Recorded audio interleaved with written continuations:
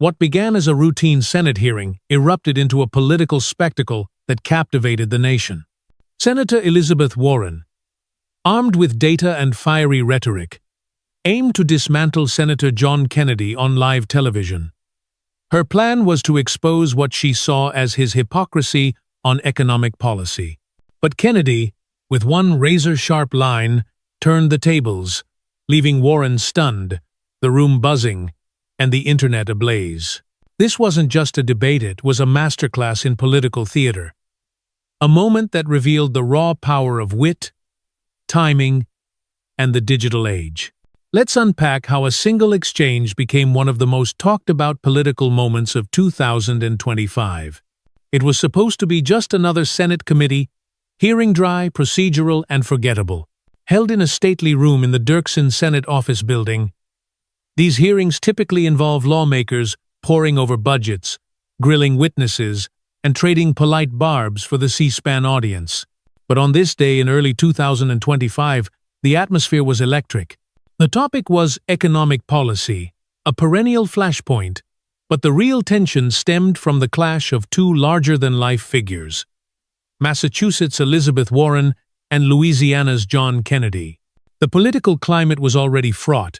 The 2024 election had left the country polarized, with debates over tax reform, wealth inequality, and corporate power dominating headlines. Social media platforms like X were battlegrounds for ideological warfare, amplifying every gaffe and zinger. Against this backdrop, the hearing promised more than budget talk. It was a chance for senators to score points in front of a national audience. The room was packed. Staffers shuffled papers, reporters adjusted their cameras, and spectators filled the gallery, sensing a showdown. Warren, a progressive icon known for her relentless advocacy for the middle class, sat with a thick binder of notes, her expression focused. Across the room, Kennedy, a conservative with a folksy charm and a knack for memorable quips, appeared relaxed, his eyes scanning the crowd. The contrast was stark. Warren's intensity versus Kennedy's calm. Both were seasoned combatants. But neither could predict how this day would unfold. When Elizabeth Warren took the microphone, the room fell silent. Known for her prosecutorial style, honed during her days as a Harvard law professor, Warren didn't waste time. Her target was Kennedy's voting record, particularly his support for a 2024 tax bill that offered significant breaks to corporations. To Warren, this was a betrayal of Kennedy's public persona as a champion of the little guy. You've said time and again that you care about the working class. Senator Kennedy, Warren began, her voice steady but sharp, her eyes locked on her opponent. You talk about small-town values, about families struggling to make ends meet. But when it came time to vote, you chose billion-dollar corporations over those same families. You sided with the boardrooms, not the break rooms. The accusation landed like a thunderclap. Senators glanced up from their notes. Reporters scribbled furiously. Warren pressed on, pulling out an arsenal of evidence: voting records, tax code analyses, and direct quotes from Kennedy's speeches.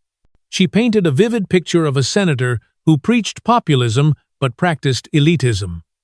You can't claim to stand for Main Street while padding Wall Street's pockets, she said, her tone rising. The American people deserve honesty, not doublespeak. Warren's attack was meticulously planned. She cited statistics on wealth inequality, how the top 1% now held more wealth than the bottom 90%, and tied them to Kennedy's votes.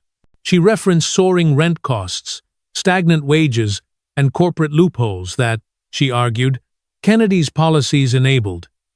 In Louisiana, families are choosing between groceries and gas, she said, but your tax breaks are funding private jets for CEOs. For a moment, Warren seemed unstoppable. Her delivery was passionate, her logic airtight. On paper, she had Kennedy cornered.